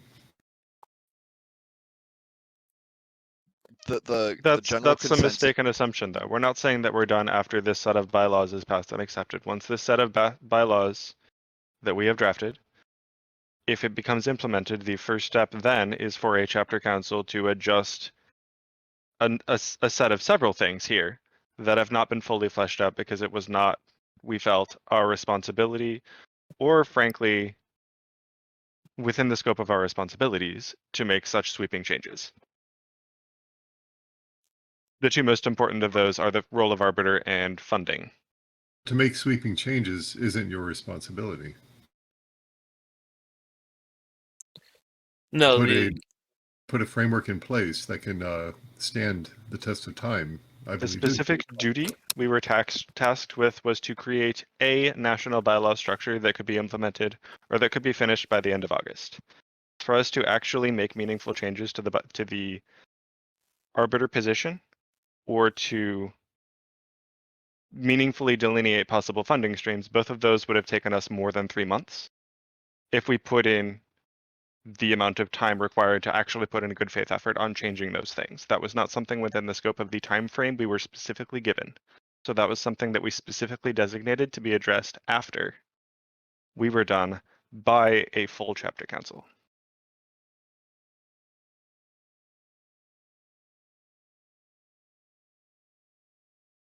Jeffrey, you had a hand. Yeah, just agreeing with what's been said, that definitely the Arbiter needs to be worked on, but that is a whole project in and of itself, and it wouldn't do justice to that large project if we were to try to take that on within the time that we have here. So I think, to reiterate what was said above, that's probably going to be a project for the future chapter council, assuming that it becomes something that exists.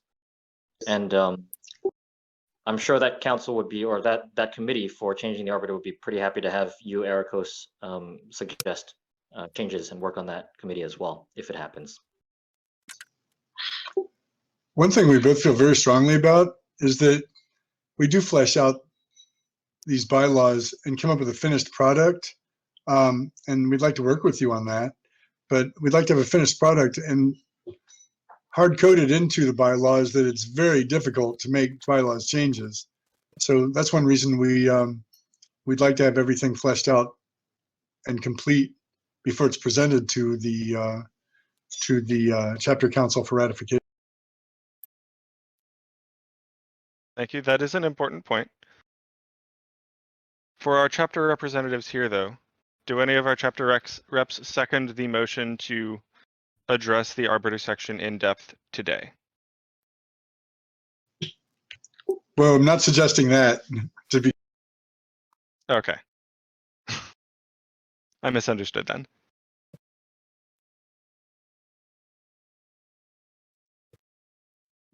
But Dominus, are you okay with the policy that the chapter council the chapter committee publishes these drafts that are going to get adopted in their current form, with the intent of also recommending a list of issues that need to be immediately addressed by the newly formed chapter council, including the Arbiter, which is probably going to be number 1 on the list?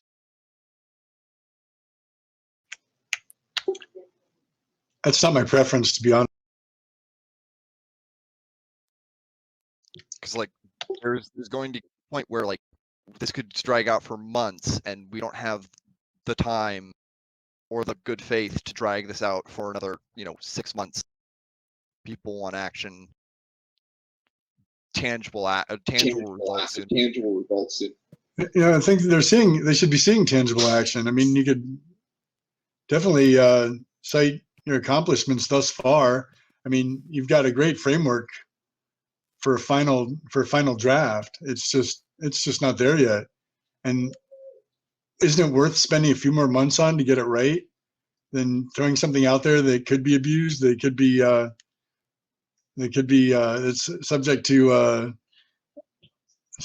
interpretation and wrong ways. I'd just like to have an ironclad, solid document to present to the chapter council when we get. And wouldn't a few more months be worthwhile? I mean, you guys have come this far. Come on, man. People want action. Most people have left already. Not most people, but a lot of people have left already. And the ones who haven't are invested. Some of them don't even care. For those of you who want action and you're ready to leave because this hasn't been done yet, it's being supported. You're seeing that support tonight. Otherwise, we wouldn't be wasting our time or your time. So people want action. This is action. And providing a complete document, that's action too. And actions speak louder than words. We were specifically given the task to create a bylaws draft within the span of 3 months, which we have done to the best of our ability. But at this point, it's not technically our job to continue formatting this draft and then updating it every month for the next 6 or 12 months.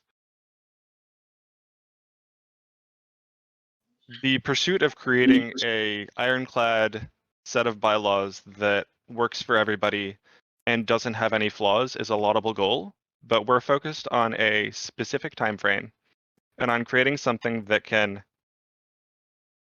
A, get us through a transitory period, and B, then be updated to create a better version.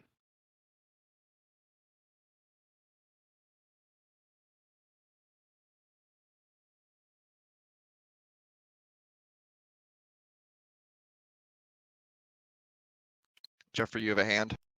Could you explain to me the process by which this would ultimately be approved? Process by which this ultimately gets approved as in by Aratari? Or just the process by which this will be considered approved? The process is that these bylaw changes are presented to the AWC. AWC then takes a vote, and then if the AWC approves, the BOD takes a vote. At that point, we have new bylaws. At that point, we start if approved, we start convening a chapter council.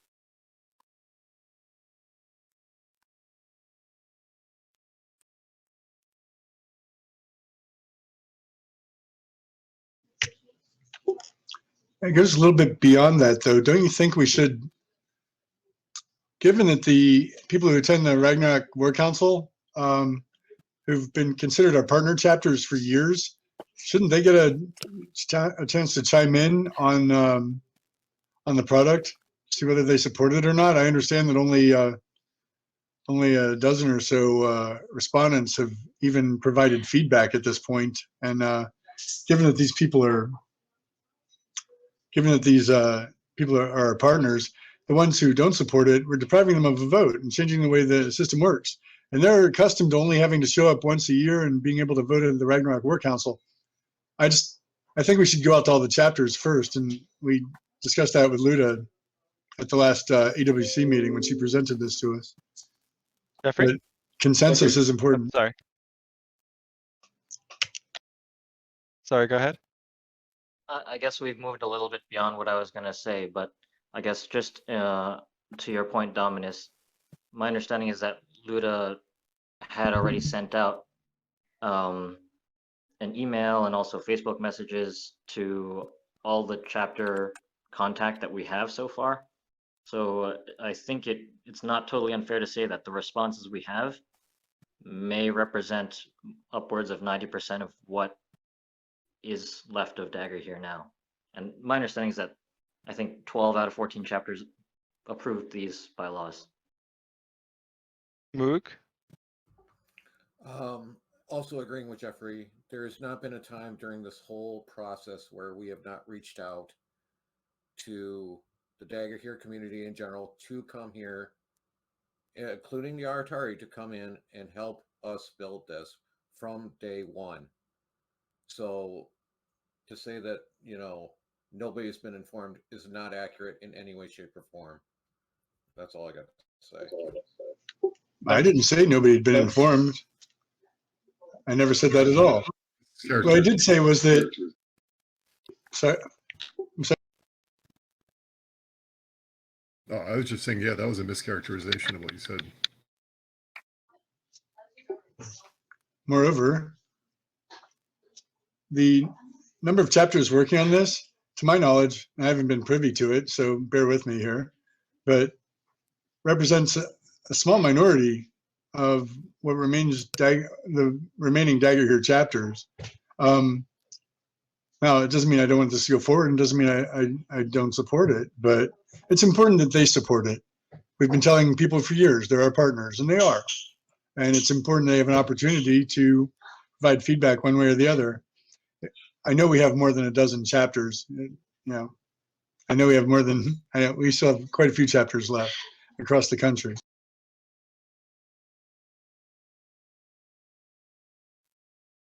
Ben? So, Dominus, in direct response to that, I'm not so sure we do. Really, you look at the numbers of people who will respond to any of our attempts to reach out, and it's probably in the 24 range.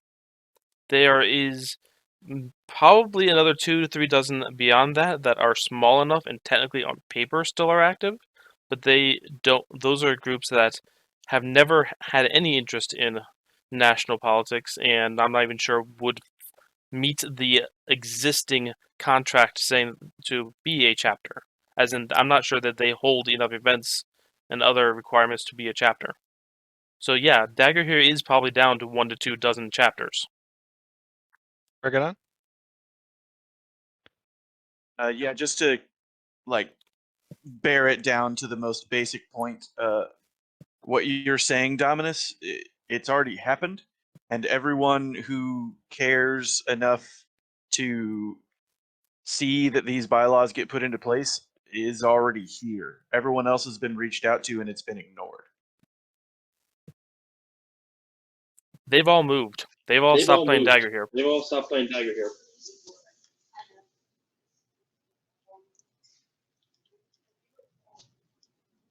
I don't believe that.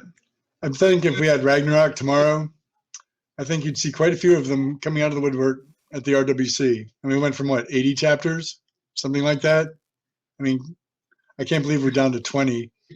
In fact, I don't believe we're down to 20. I know a significant number of chapters have left, but I can't believe it's more than half. I'm not uninformed. And to be clear, a lack of response doesn't necessarily mean support. I mean,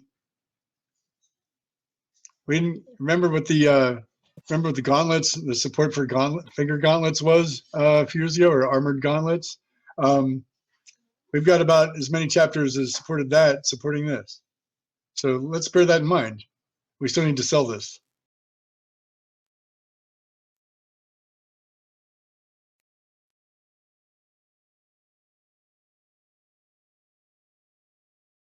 Runa? Are we at the point where we need to take a break and come back at this with cooler heads?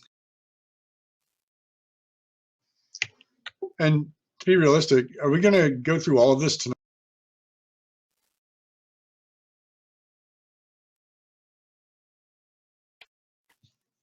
I appreciate you taking time to go over it. I really do. I know I'm one of the ones causing this, and I appreciate your dedication and consideration in addressing these points. It's been a pleasure working with you so far tonight, and I wasn't sure it would be. So thank you for that as well. But if we're going to be here, if we're going to go through each point, we might be here until 2. Yeah, we still have a number of changes that need to be looked over.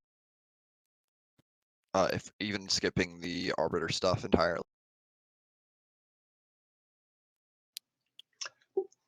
Can I make a recommendation on the Arbiter stuff? Since you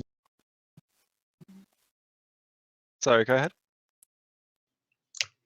since you guys share my concerns, at least I assume you do based on what you've said, I haven't been privy to the dialogue yet, but it sounds like the consensus is that there are concerns with the Arbiter. Can we at least make a recommendation to the current Arbiter that the last Arbiter's decisions should be reviewed and perhaps and with consideration to overturning some of them? I think that certainly could be suggested. I don't know if that would be the role of this committee as much as the board of directors, the current board of directors. Yeah, I think that's an AWC or board of directors, current AWC or board of directors issue, and not a bylaws chapter committee. I think it's a good idea, though. Bylaws committee issue. Yeah, but you could have revised his entire position or even proposed that the Arbiter be gotten rid of, which frankly I wouldn't oppose, because I don't think it's the solution to the problem that we needed, frankly, in all deference to the people who came up with it. But as far as the system, as far as it goes, though, we're not impacting. It's nothing for this council to make a recommendation, and it's an appropriate recommendation. I even suggest making a recommendation to the chapter council that that these issues be addressed. But I think the Arbiter hearing a recommendation from this council would take it as an action point, and that's important. We can definitely make a note to have that happen, but I think that this shouldn't be the only place suggesting that. Yeah, bring that up to the Yeah. AWC. As well, yeah. We'll do a double-pronged approach, I think. Olaf motions to table this meeting till a different Sunday. Is that seconded?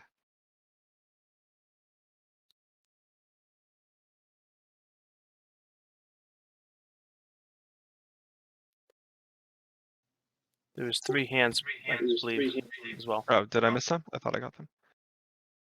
No, Who is Runa? No, Runa's talking. No. Okay, then there's mine hand that is missed. Okay, then Stones. I was going to say the original creation of this bylaws committee was for that a bylaw to be produced and then presented to the AWC, which would review it in good faith.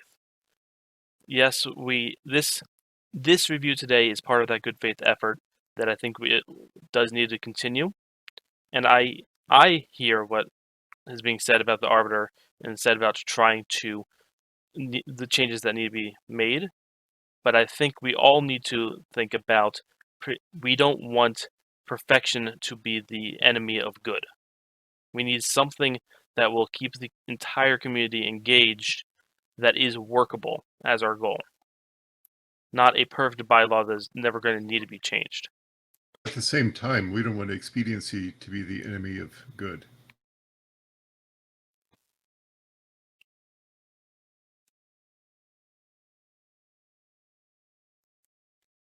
So saying that, I will actually now second Olaf's suggestion to.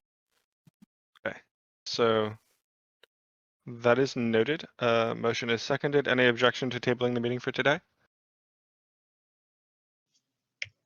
None. Thanks. I have to get my kids to bed.